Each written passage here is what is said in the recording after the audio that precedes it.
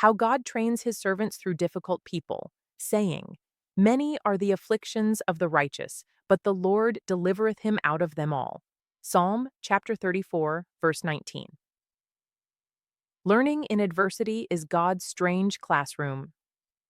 Beloved, when God prepares a man for greatness, he does not begin with comfort, he begins with conflict.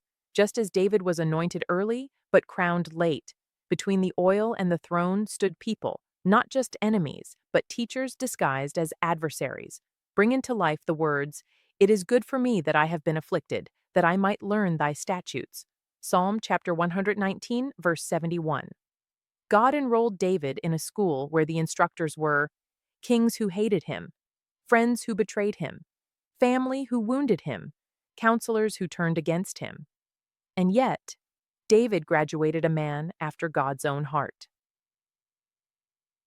Here are the people in the life of King David, Saul, giving him the lesson of restraint and timing.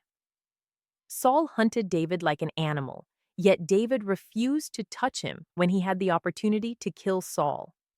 The Lord forbid that I should stretch forth mine hand against the Lord's anointed. 1 Samuel chapter 24, verse 6.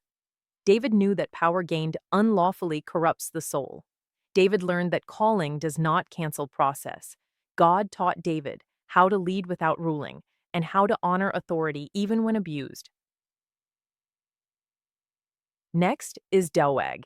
David knew Doeg was there and was sure that seeing him Doeg would report him to Saul. With David eyeing on Abiathar, he purposed such action.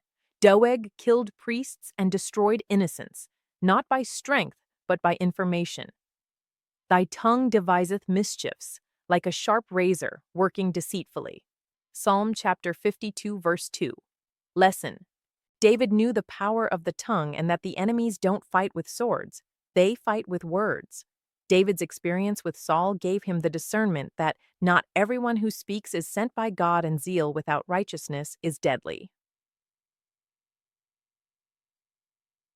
In another instance, Nabal insulted David, and David nearly responded in blood, but Abigail stood in the gap. "Blessed be thy advice, which hast kept me this day from coming to shed blood." 1 Samuel chapter 25, verse 33. David knew that not every offense deserves a response. Sometimes God sends wisdom to stop us from ruining our own destiny. Hanun. Just like Nabal reacted in a negative manner, thinking that the messengers sent by David were David's spies, David sent peace by an act of condolence, but Hanun answered with humiliation. "Trust in the Lord with all thine heart, and lean not unto thine own understanding." Proverbs chapter 3, verse 5. David learned that good intentions are not always received well. Even kindness can provoke war. Further, David learned that peace must be offered, but cannot be forced. Likewise, the Amalekite gave David a lesson that there will be people who will take advantage of situations. A lesson of opportunism. The Amalekite ingratiated himself, saying he killed Saul, David's enemy, so as he thought so he would earn him favor. Instead, it earned judgment. "Thy blood be upon thy head." 2 Samuel chapter 1, verse 16. David taught his people that killing the anointed of God is not right. God does not reward ambition clothed in lies. Those who exploit tragedy misjudge God's heart. Another opportunist is Ziba. He deceived David concerning Mephibosheth. David judged too quickly without hearing the side of Mephibosheth later. Truth surfaced. "He that answereth a matter before he heareth it, it is folly and shame unto him." Proverbs chapter 18, verse 13. The vast experience of David on people at this point in time under pressure have made David wise to decide by expedient. Today, speed is still not wisdom, but an expedient. Then Ahithophel, teaching us that wisdom without God is vain. Ahithophel's counsel was brilliant, but bitter. It was rooted in unforgiven offense. The counsel of Ahithophel was as if a man had inquired at the oracle of God. 2 Samuel chapter 16, verse 23. David knew and prayed that the counsel of Ahithophel will be defeated by God's power, sending Hushai. Absalom and Adonijah, the lesson of love and consequence.